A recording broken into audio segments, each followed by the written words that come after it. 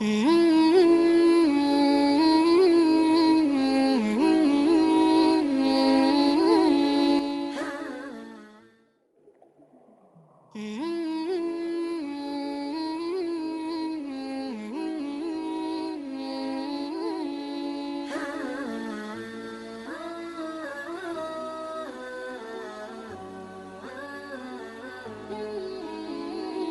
الحمد للہ نحمدہ ونصلی علی رسول الکریم اما بعد اعوذ باللہ من الشیطان الرجیم بسم اللہ الرحمن الرحیم۔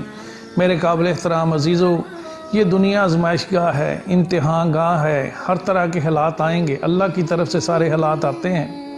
ہمیں کیا کرنا ہے؟ ہمیں اللہ کی رسی کو مضبوطی سے تھام کے رکھنا ہے۔ اب کسی پہ اگر میرے عزیزو حالات آ رہے ہیں، تنگی آ رہی ہے، بیماری آ رہی ہے، اس کو کیسے پتہ چلے کہ یہ میری آزمائش ہے یا میری گناہوں کی پکڑ ہے؟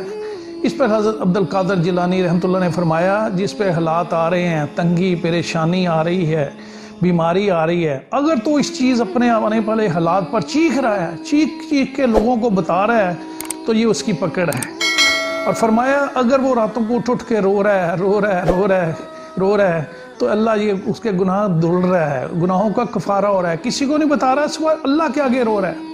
اور فرمایا اگر وہ راتوں کو اٹھ کے یہ کہہ رہا ہے اللہ جیسے تو راضی اللہ میں ویسے راضی، جو حالات اللہ تو لے کر آیا جیسے تو راضی ویسے میں راضی، فرمایا یہ اس شخص کو اللہ یہ حالات لا کے اپنا دوست بنا رہا ہے۔ تو میرے عزیزو، حالات آئیں گے، ہم نے اللہ کی رسی کو مضبوطی سے پکڑنا ہے، اور لوگوں کو نہیں بتانا، اللہ کو بتانا ہے، اپنا دل کا دکھڑا اللہ کو بتانا ہے۔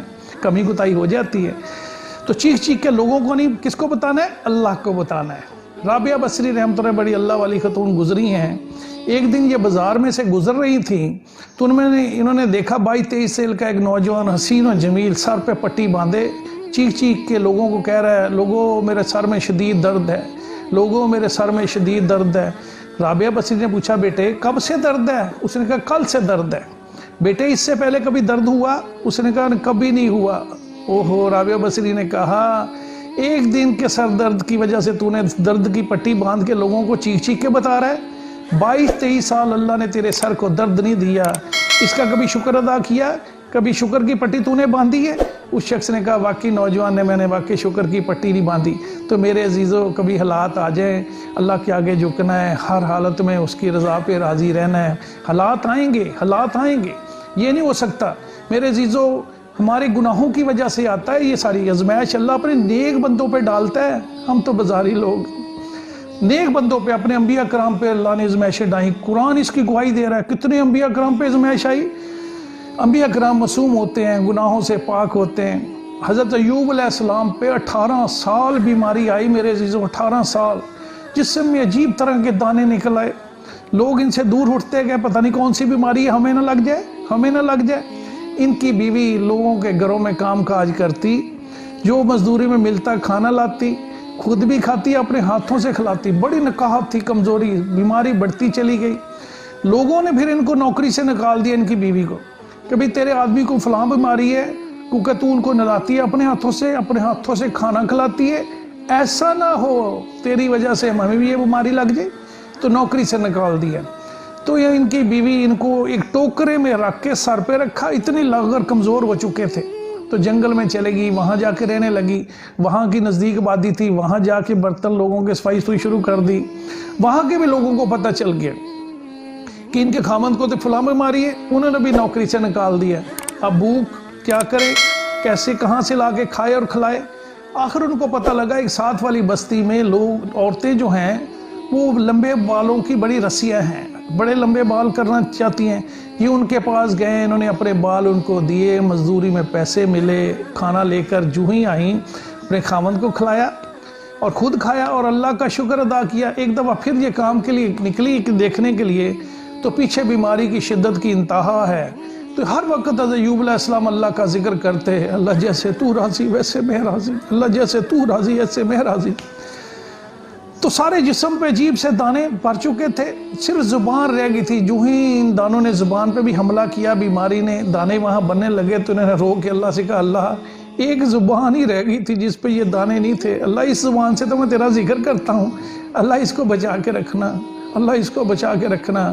بس پھر اللہ کی رحمت جوش میں آئی، کہا میرے ایوب سامنے چشمہ ہے، یہ ادا بڑی اللہ کو پسند آئی، ایوب میرے سامنے جو چشمہ اس میں نہاؤ۔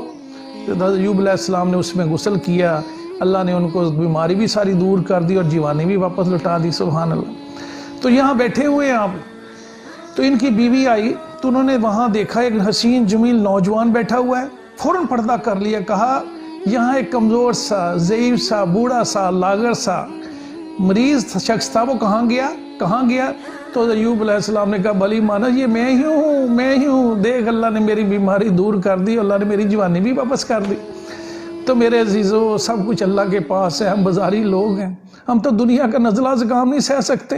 اللہ سے عافیت مانگو، اللہ کے نبی نے فرمایا اللہ سے عافیت مانگو، ایمان کی سلامتی مانگو، ازمائش نہ مانگو، ازمائش کے قابل ہی نہیں ہے۔ جیسے میں نے کہا ہم دنیا کا نزلہ زکام نہیں برداشت کر سکتے، اللہ کی ازمائش پہ کیسے پورے اتریں گے؟ لوگوں نے پوچھا ایوب علیہ السلام سے کہ بیماری کے دن یاد آتے ہیں؟ رو کے کہنے لگے بہت ہی یاد آتے ہیں۔ لوگوں نے کہا توبہ، لوگ تو ایسی باتوں کو بولنا چاہتے ہیں، آپ کیسے شخص ہیں؟ آپ کہہ رہے ہیں مجھے بڑے یاد آتے ہیں۔ تو ایوب علیہ السلام نے روتے ہوئے کہا جب میں بیمار تھا اللہ روزانہ دن میں کئی بار مجھ سے پوچھتا تھا ارے میرے یار ایوب تیرا کیا حال ہے؟ کہا فرمایا اللہ کے پوچھنے کی لذت میرے کانوں میں رس گھولتی تھی، مجھے بڑا عجیب سا سرور آتا تھا، اللہ مجھ سے پوچھے میرے یار تیرا کیا حال ہے؟ تو میرے عزیزو ابراہیم علیہ السلام سے بھی پوچھا گیا، لوگوں نے پوچھا اللہ کے نبی آپ کی زندگی کے بہترین دن کون سے ہیں؟ تو ابراہیم علیہ السلام نے فرمایا جب مجھے آگ میں پھینکا گیا میری زندگی کے بہترین دن تھے۔ تو میرے عزیزو حالات آئیں گے، اللہ مجھے بھی آپ کو ساری باتوں پہ عمل کرنے کی توفیق عطا فرمائے۔ وآخر دعوانا الحمدللہ رب العالمین۔